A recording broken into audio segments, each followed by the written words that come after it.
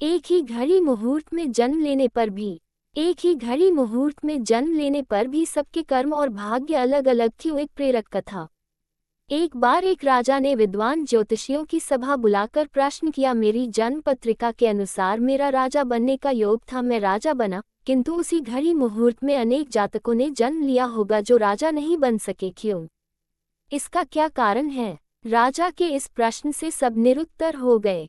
अचानक एक वृद्ध खड़े हुए बोले, महाराज, आपको यहाँ से कुछ दूर घने जंगल में एक महात्मा मिलेंगे, उनसे आपको उत्तर मिल सकता है।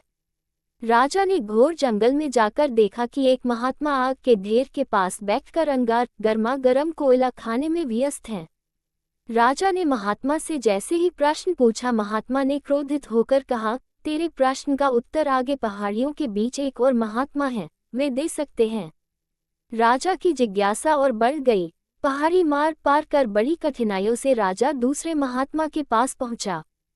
राजा हक्का बक्का रह गया। दृश्य ही कुछ ऐसा था, वे महात्मा अपना ही मांस चिमटी से नोच नोच कर खा रहे थे। राजा को महात्मा ने भी डांटते हुए कहा, मैं भूख से बेचैन हूँ, मेरे पास समय नहीं है। आगे आदिवासी गांव में एक बालक जन्म लेने वाला है, जो कुछ ही देर तक जिंदा रहेगा। वह बालक तेरे प्रश्न का उत्तर दे सकता है। राजा बड़ा बेचैन हुआ। बड़ी अजब पहेली बन गया मेरा प्रश्न। उत्सुकता प्रबल थी। राजा पुनः कठिन मार्ग पार कर उस गांव में पहुंचा। गांव में उस दंपति के घर पहुंचकर सारी बात कही। जैसे ही बच्चा पैदा हुआ, दंपति ने नाल सहित बालक राजा के सम्मुख उपस्थित किया। राजा को देखते ही बालक हंसते हुए बोलने लगा, राजन, मेरे पास भी समय नहीं है, किंतु अपना उत्तर सुन लो तुम। मैं और दोनों महात्मा 7 जन्म पहले चारों भाई राजकुमार थे। एक बार शिकार खेलते खेलते हम जंगल में 3 दिन तक भूखे प्यासे भटकते रहे। अचानक हम चारों भाइयों को आटे की एक पोटली मिली। हमने उसकी 4 बाटी सेन की। अपनी अपनी बाटी लेकर खाने बैठे ही थे कि भूख प्यास से तड़पते हुए एक महात्मा वहां आ गए। अंगार खाने वाले भैया से उन्होंने कहा, बेटा, मैं 10 दिन से भूखा हूँ, अपनी बाटी में से मुझे भी कुछ दे दो, मुझ पर दया करो, जिससे मेरा भी जीवन बच जाए।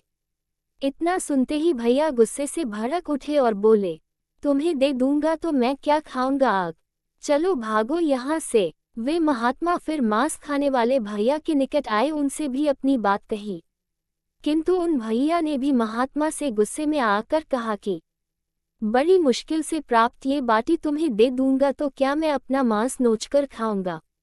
भूख से लाचार वे महात्मा मेरे पास भी आए, मुझसे भी बाटी मांगी, किंतु मैंने भी भूख में धैर्य खोकर कह दिया कि चलो आगे बढ़ो, मैं क्या भूखा मरूं। अंतिम आशा लिए वो महात्मा, हे राजन, आपके पास भी आए, दया की याचना की। दया करते हुए खुशी से आपने अपनी बाटी में से आधी बाटी आदर सहित उन महात्मा को दे दी। बाटी पाकर महात्मा बड़े खुश हुए और बोले, तुम्हारा भविष्य तुम्हारे कर्म और व्यवहार से फलेगा। बालक ने कहा, इस प्रकार उस घटना के आधार पर हम अपना अपना भोग रहे हैं। और वो बालक मर गया। धरती पर एक समय में अनेकों फल फूल खिलते हैं, किंतु सबके रूप, गुण, आकार, प्रकार, स्वाद भिन्न होते हैं।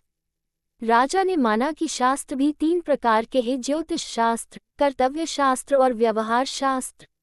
जातक सब अपना किया दिया लिया ही पाते हैं, यही है जीवन। गलत पासवर्ड से एक छोटा सा मोबाइल नहीं खुलता, तो सोचिए गलत कर्मों से जन्नत के दरवाजे कैसे खुलेंगे।